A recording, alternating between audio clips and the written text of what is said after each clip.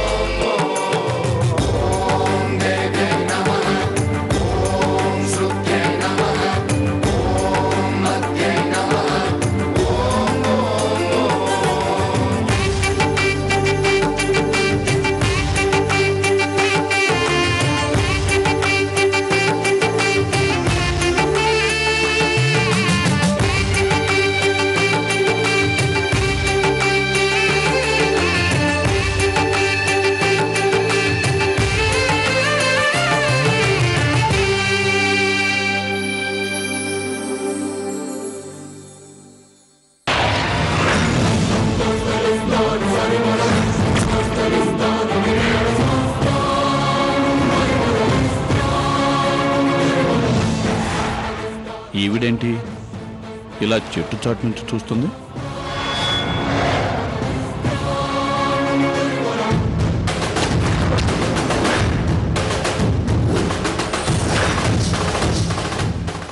అమ్మా, ఇప్పుడు అష్టదిక్పాలకులకు నవగ్రహాలకు పూజ చేసి పాపను తీసుకువస్తాను. అలాగే. శర్మగారు, మిగతా కార్యక్రమాన్ని జరిపించండి.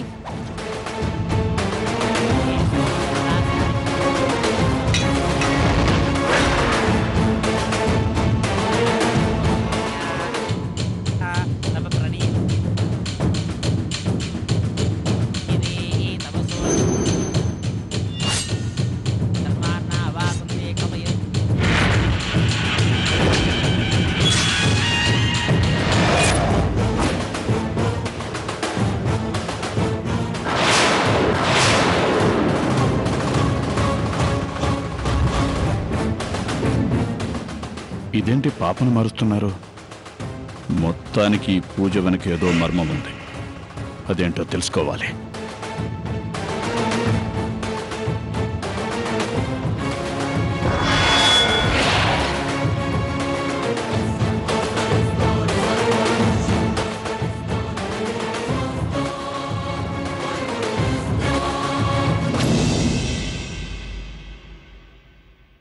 అమ్మా, పాపం తీసుకోండి.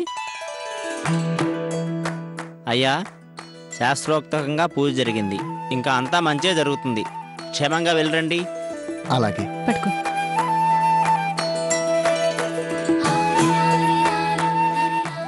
ఓం శతమానం భవతి శతాహ్య పురుషశతేంద్రియ ఆయుష్యేవేంద్రియే ప్రతిష్ఠతే. మనోవాంఛా ఫలసిద్ధిరస్తు. ఆయురారోగ్య ఐశ్వర్యాభివృద్ధిరస్తు.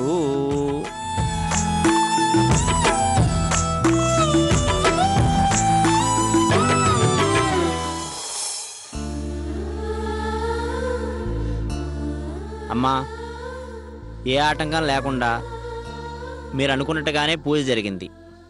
ఆ తల్లిదండ్రులిద్దరూ తమ బిడ్డను ఆశీర్వదిస్తూ ఆ బిడ్డతోనే పూజలో పాల్గొన్నారు. ఇంకా ఎలాంటి అరిష్టాలు ఉండవమ్మా. స్వామీజీ చెప్పినట్టు ఓ 6 రోజులు గమనిస్తూ ఉండండి. ఈలోగా ఎలాంటి అరిష్టం కానీ ఎలాంటి అవరోధం కానీ జరగకపోతే ఇక భవిష్యత్తులో ఎలాంటి సమస్య ఉండదు. వస్తానమ్మా. థ్యాంక్ యూ పూజ. మంచిదమ్మా, వస్తానమ్మా.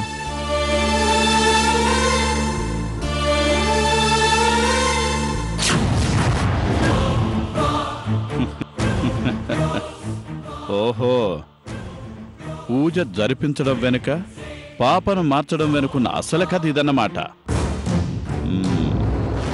ఎలాంటి సమస్య రాకుండా ఉండడానికి మీకు వారం రోజులు కావాలి. కానీ సునామీ లాంటి సమస్యను సృష్టించడానికి ఈ దేవరాజుకి ఒక్కరోజు చాలు. గ్రహాలు అనుకూలిస్తే ఈ దేవరాజు ఆగ్రహిస్తాడు. రేపే చెప్తా.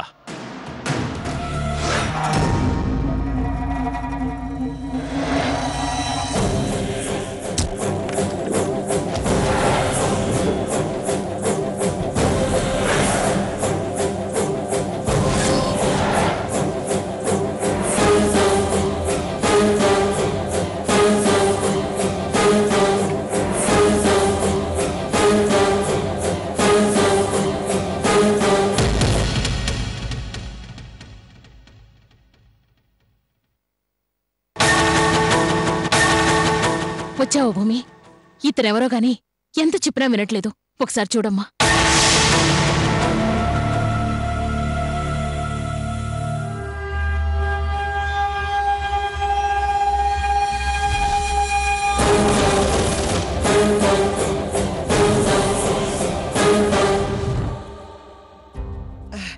ఇదిగా నీ బిడ్డ వచ్చింది, తీసుకొని పో. నా బిడ్డ వచ్చిందా? ఏది ఏది?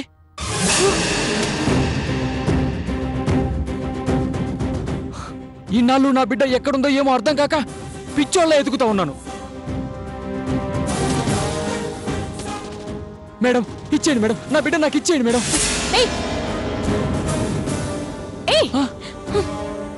ఎవరు నువ్వు? ఈ పిల్లకి తండ్రినండి.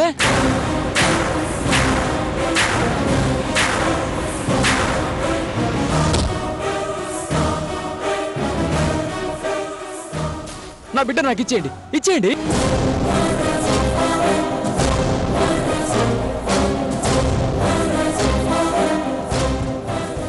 పాప రామ్మ, నా బంగారు తల్లి రామ్మ, నా బిడ్డ నాకు ఇచ్చేయండి.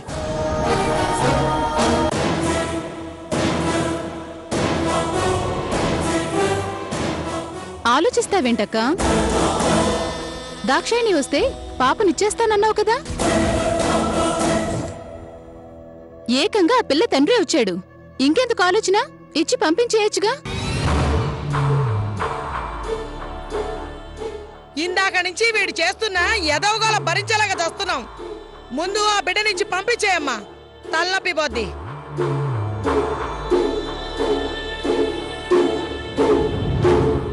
ఇవ్వండి మేడం, ఇవ్వండి మేడం, నా బిడ్డ నాకు ఇవ్వండి, ఇవ్వండి. అసలు ఈ బిడ్డ నీ కూతురే అని గ్యారంటీ ఏంటి? అదేంటి మేడం అలా అంటారు? ఈ బిడ్డ నా బిడ్డే. అదే గ్యారంటీ ఏంటి అని అడుగుతున్నాను.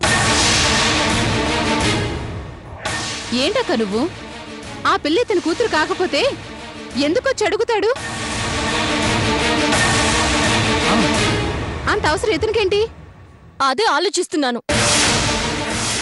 ఆలోచించాల్సిన అవసరం అస్సలు లేదు మేడం. సత్య ప్రమాణకంగా ఇది నా కూతురే. ఇచ్చేయండి, ఇచ్చేయండి, వెళ్ళిపోతాను.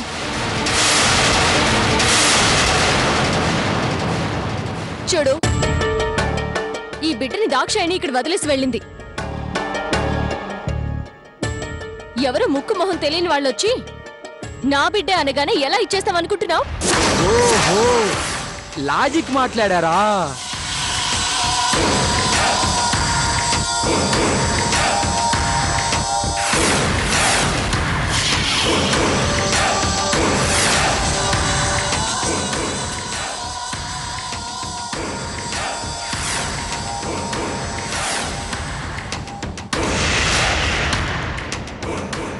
అంటే దాక్షాయిని వస్తేనే ఇస్తారన్నమాట.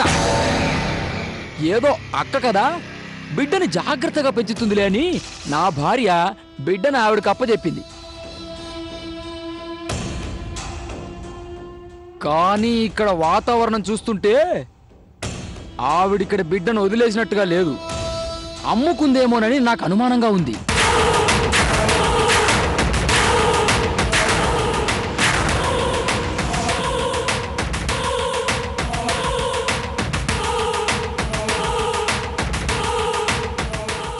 నా బిడ్డని ఎలా తీసుకెళ్లాలో నాకు తెలుసు. తీసుకెళ్తాను, చూస్తా ఉండండి.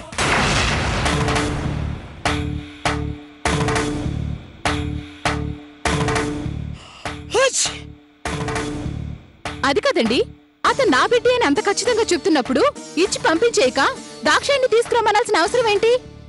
సింధు, నీకు తెలీదు, నువ్వు మాట్లాడుకో. సర్లేవే, ఎవరు చావు వాళ్ళు చేస్తారు, మనకెందుకు? దా వెళ్దాం పదా.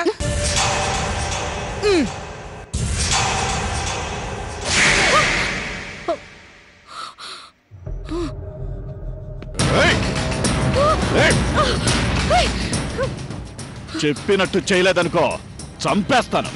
చావనైనా చస్తానేమో గాని నువ్వు చెప్పినట్టు చేయలేను.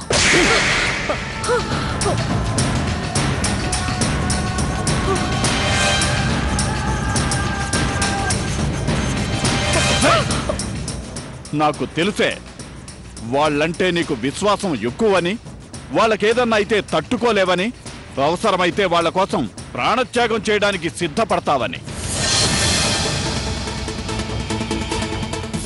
చూడు, ఏముందిలే, విసుకొచ్చేదాకా కొడతాడు, ఒప్పుకోకపోతే చిరాకొచ్చి చంపేస్తాడు, అంతేకాదని ఫిక్స్ అయిపోతావేమో. అవ్వకు. ఎందుకంటే ఈ దేవరాజుకి కొన్ని లెక్కలుంటాయి. ప్రతిదీ ఒక స్ట్రాటజీ ప్రకారం వెళ్తుంటాడు. పులిని వేటాడేటప్పుడు జింక పిల్లని జస్ట్ పావుగా మాత్రమే వాడుకుంటాను, అంతే తప్ప అమాయకంగా చంపుకునేటంత పిచ్చోడిని కాదు.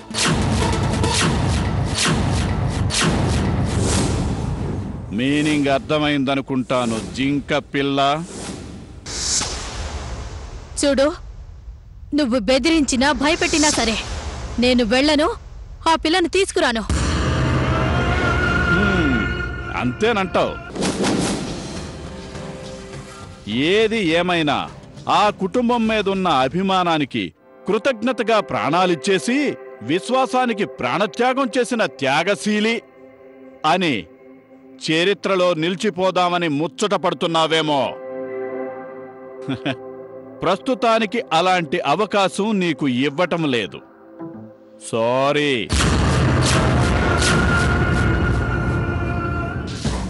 చూడు, చెప్పినట్టు విని నువ్వు వీడితో వెళ్ళి పాపని తీసుకొచ్చావా సరే సరి, లేదనుకో సరాసరి పోలీస్ స్టేషన్కి వెళ్ళి వీడి కూతురు కిడ్నాప్ అయినట్టు వీడి చేత కేసు పెట్టిస్తాను.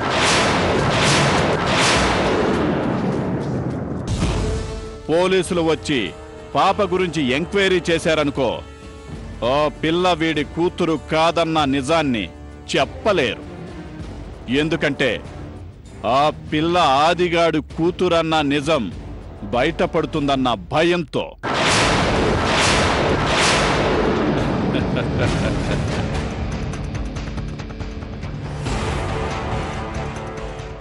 ఇకప్పుడు ఫైనల్గా జరిగేదేంటో తెలుసా?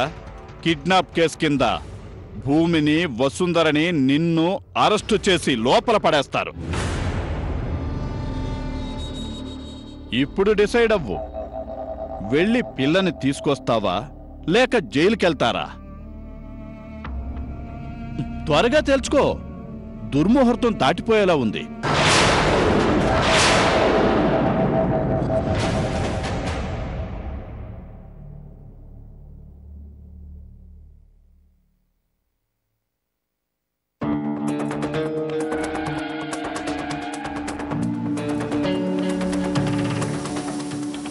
ఈ ఇల్లు ఎస్ఐ గారు. పద.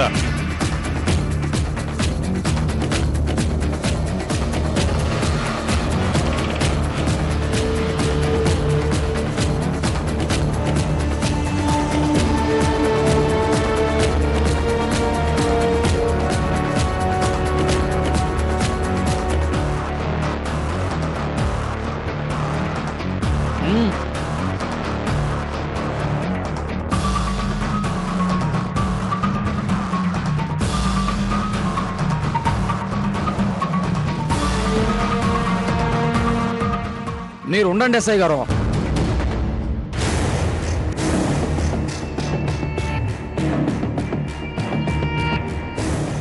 రండి ఎస్ఐ గారు.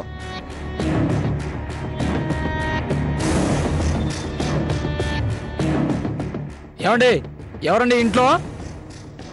ఏమండి మిమ్మల్నే? దాక్షాయిని తీసుకొస్తేనే తప్ప పాపనివ్వనన్నారుగా, అందుకే దాక్షాయితో పాటు సాక్ష్యంగా పోలీసులు కూడా తీసుకొచ్చా. ఇక నా బిడ్డను నాకు ఇస్తారుగా?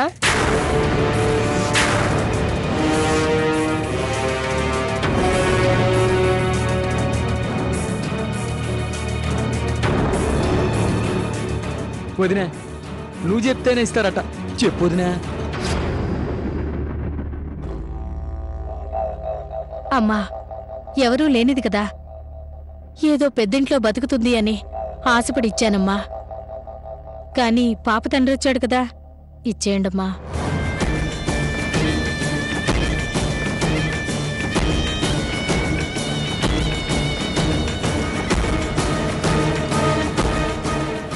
ఏమైంది దాక్షాయిని నీకు? ఎందుకిలా మాట్లాడుతున్నావు? ఎందుకేంటండి, నా బిడ్డ కాబట్టి నాకు ఇచ్చేయమంటుంది. ఇచ్చేయండి, ఇచ్చేయండి, త్వరగా నా బిడ్డ నాకు ఇచ్చేయండి. అది కాదు దాక్షాయిని, పాపని మా దగ్గరే ఉంచమని చెప్పావు కదా. చెప్పాను కదమ్మా, అప్పుడంటే పాపకి ఎవరూ లేరని అలా చెప్పాను.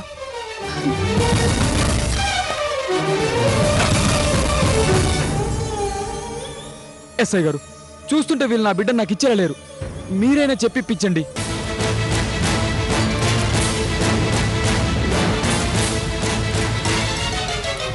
చూడండి మేడం, ఇతని బిడ్డను మీ దగ్గర ఉంచుకొని మీరు ఇవ్వనంటున్నారని కంప్లైంట్ చేయడానికి వచ్చాడు. దీనివల్ల లేనిపోయిన కంప్లైంట్లు, అనవసరమైన న్యూసెన్స్లు, ఇవన్నీ ఎందుకండి? అతని బిడ్డను అతనికి ఇచ్చేయండి.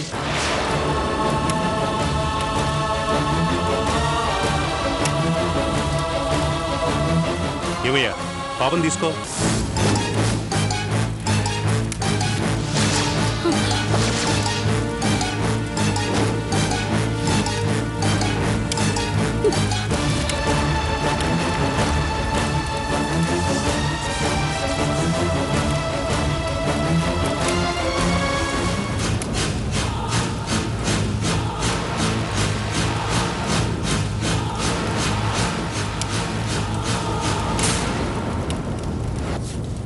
This is